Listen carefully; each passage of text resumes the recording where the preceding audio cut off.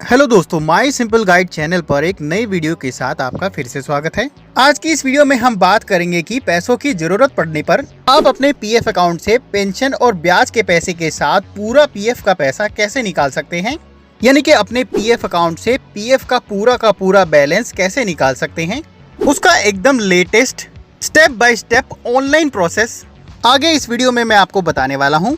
तो चलिए बिना किसी देरी के आगे बढ़ते हैं। वीडियो शुरू करने से पहले अगर आपने मेरे चैनल माई सिंपल गाइड को सब्सक्राइब नहीं किया है तो प्लीज सब्सक्राइब जरूर कीजिएगा और प्रेस कीजिएगा बेल बटन को, ताकि फ्यूचर में जब भी मैं ऐसी कोई इंपॉर्टेंट वीडियो डालूं तो उसका नोटिफिकेशन आपको तुरंत मिल जाए। अपने पीएफ अकाउंट से पूरे पैसे को निकालने के लिए आपको सबसे पहले अपने कंप्यूटर पर गूगल ओपन करना है और उसमें सर्च करना है ईपीएफओ। जैसे ही आप सर्च करते हैं सबसे ऊपर आप देखेंगे आपको ईपीएफओ यानी कि employees provident fund organisation website का लिंक दिखाई देगा।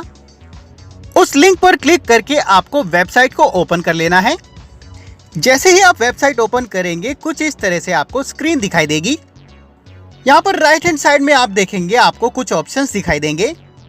इन ऑप्शंस में से आपको online claims member account transfer option पर क्लिक करना है। जैसे ही आप क्लिक करेंगे आपको एक नई वेबसाइट खुल के आ जाएगी, यानी कि यूनिफाइड मेंबर पोर्टल खुल के आ जाएगा और एक लॉगिन स्क्रीन दिखाई देगी। यहाँ पर आपको अपनी लॉगिन डिटेल्स के साथ लॉगिन कर लेना है, यानी कि अपना यूनिवर्सल अकाउंट नंबर भरना है, अपना पासवर्ड भरना है और कैप्चा कोड एंटर करने के बाद साइन इन पर क्लिक कर देना है। यहाँ पर जैसे ही आप साइन इन पर क्लिक करते हैं आपके आधार कार्ड के साथ और आपके पीएफ अकाउंट में रजिस्टर्ड मोबाइल नंबर पर एक ओटीपी भेजा जाता है। उस ओटीपी को आपको यहाँ पर नीचे एंटर करना है और दोबारा से कैप्चा कोड एंटर करने के बाद नीचे सबमिट बटन पर क्लिक कर देना है। जैसे ही आप सबमिट पर क्लिक करेंगे आपका पीएफ अकाउंट में लॉगिन हो जाएगा और कुछ इस तरह से आपको यहाँ पर डैशबोर्ड दिखाई देगा। दोस्तों, ऑनलाइन पीएफ अकाउंट से पूरा पैसा निकालने के लिए ये मैंडेटरी है कि आपके पीएफ अकाउंट में आपकी केवाईसीज यानी कि आपके आधार डिटेल्स, बैंक अकाउंट डिटेल्स और पैन डिटेल्स अपडेटेड होना जरूरी है। आपके पीएफ अकाउंट में आपकी केवाईसी अपडेट है नहीं, ये चेक करने के लिए आपको ऊपर मैनेज पर जाना है और यहाँ पर केवाईसी ऑप्शन को चुनना है। अगली स्क्रीन पर आप देखेंगे आपकी केवाईसी का स्टेटस आपको दर्शाया जाता है। यहाँ पर नीचे आप देखेंगे करंटली एक्टिव केवाईसी के नीचे आपकी जो भी केवाईसी आपके पीएफ अकाउंट में पहले से अपडेटेड है, यहाँ पर आप उसका स्टेटस चेक कर सकते हैं।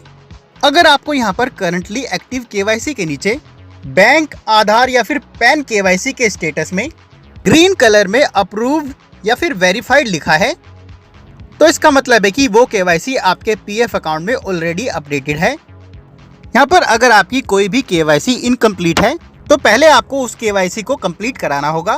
दोस्तों, ऑनलाइन पीएफ अकाउंट से पीएफ का पूरा बैलेंस निकालने के लिए आपके पीएफ अकाउंट में आपकी डेट ऑफ एग्जिट अपडेट होना भी मैंडेटरी है।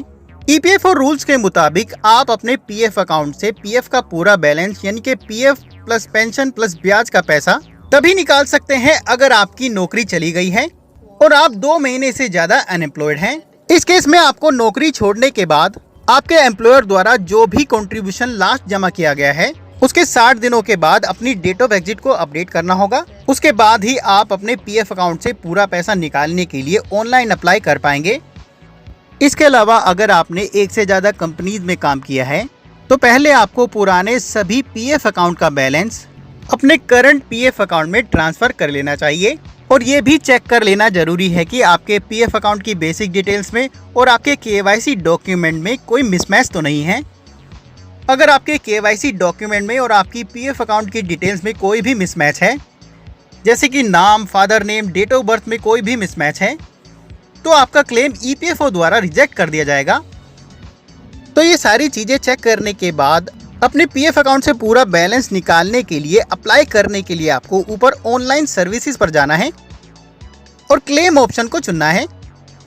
अगले पेज पर आपको आपके पीएफ अकाउंट की कुछ बेसिक डिटेल्स दिखाई जाएंगी और यहाँ पर आप देखेंगे आपको एक ब्लैंक बॉक्स दिखाई देगा।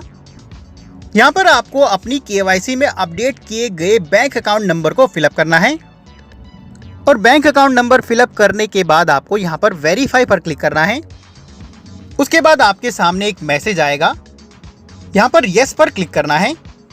उसके बाद नीचे proceed for online claim button पर क्लिक कर देना है।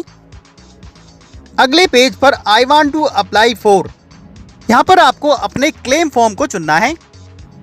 जैसे ही आप क्लिक करेंगे आपको क्लेम फॉर्म की एक लिस्ट खुल के आ जाएगी। तो यहाँ पर सबसे पहले पीएफ के पूरे पैसे को निकालने के लिए ऑनलाइन पीएफ विड्रॉवल फॉर्म 19 को चुनना है। जैसे ही आप क्लेम फॉर्म को चुनेंगे नीचे आप देखेंगे आपको एक फॉर्म खुल के आ जाएगा। यहाँ पर सबसे पहले आप देखेंगे अपलोड फॉर्म 15G, यहाँ पर आपको फॉर्म 15G भरकर अपलोड करना होगा। दोस्तों फॉर्म 15G क्या है? Full and final settlement claim करते समय अगर आपका पीएफ विड्रॉवल अमाउंट 50,000 रुपये से ज़्यादा है और आपका टोटल सर्विस पीरियड 5 साल से कम है तो आपकी पीएफ विड्रॉवल अमाउंट पर टैक्स यानी कि टीडीएस एप्लीकेबल होता है। तो ये टैक्स यानी कि टीडीएस ना काटा जाए उसके लिए आपको एक डिक्लेरेशन देनी होती है, यानी कि फॉर्म 15G फॉर्म भरकर अपलोड करना होता है। फॉर्म 15G कैसे डाउनलोड करते हैं और कैसे भरते हैं, वीडियो का लिंक मैंने नीचे डिस्क्रिप्शन में डाल दिया है, जहां से आप चेकआउट कर सकते हैं।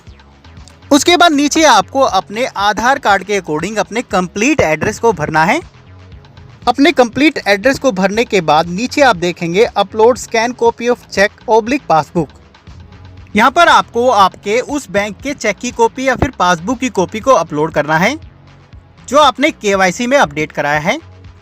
दोस्तों यहाँ पर ध्यान रहे जो भी आप चेक की या फिर पासबुक की कॉपी अपलोड करेंगे उसमें आपकी डिटेल्स एकदम क्लियरली विजिबल होना जरूरी है, यानी कि वो कॉपी क्लियर होनी चाहिए जिसमें आपकी बैंक अकाउंट डिटेल्स जैसे कि आपका नाम, bank account number, IFSC code, ये सारी डिटेल्स क्लियरली विजिबल होना जरूरी है।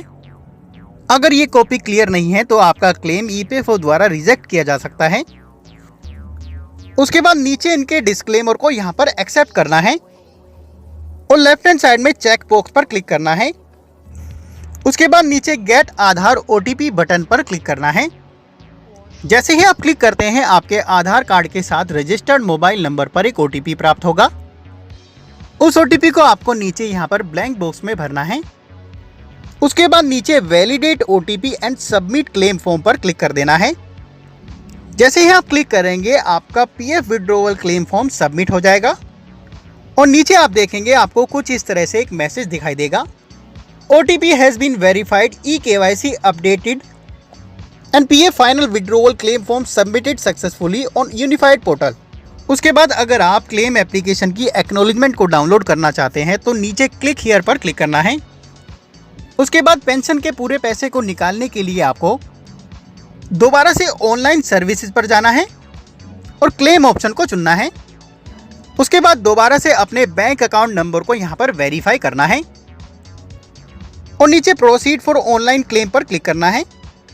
उसके बाद अगले पेज पर I want to apply for में क्लेम फॉर्म को चुनते समय अब की बार यहाँ पर only pension withdrawal claim form 10C को चुनना है।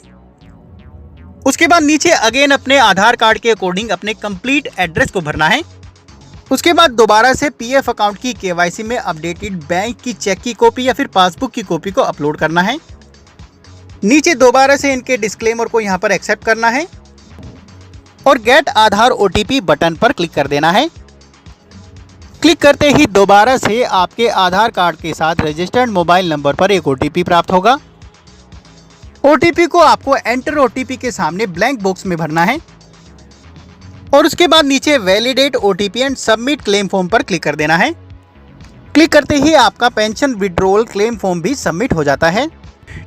दोस्तों ईपीएफओ रूल्स के मुताबिक PF withdrawal claim form settle होने में 7 से 20 वर्किंग डेज का समय लगता है, पर नॉर्मली क्लेम 7 वर्किंग डेज के अंदर ही सेटल कर दिए जाते हैं और आपके पीएफ का पैसा सीधे आपके बैंक अकाउंट में ट्रांसफर कर दिया जाता है।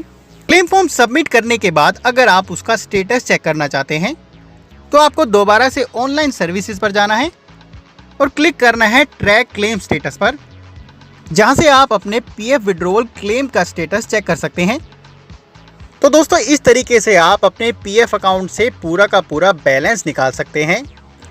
वीडियो अगर पसंद आई है तो प्लीज़ लाइक कीजिएगा और अपने दोस्तों को ज़रूर भेजिएगा और ऐसी और भी वीडियोस के लिए प्लीज़ सब्सक्राइब जरूर कीजिएगा। और अगर आपकी कोई क्वेरी है तो आप कमेंट बॉक्स में लिखकर पूछ सकते हैं। अभी के लिए धन्यवाद। अगली वीडियो के साथ फिर से मिलेंगे। All the best.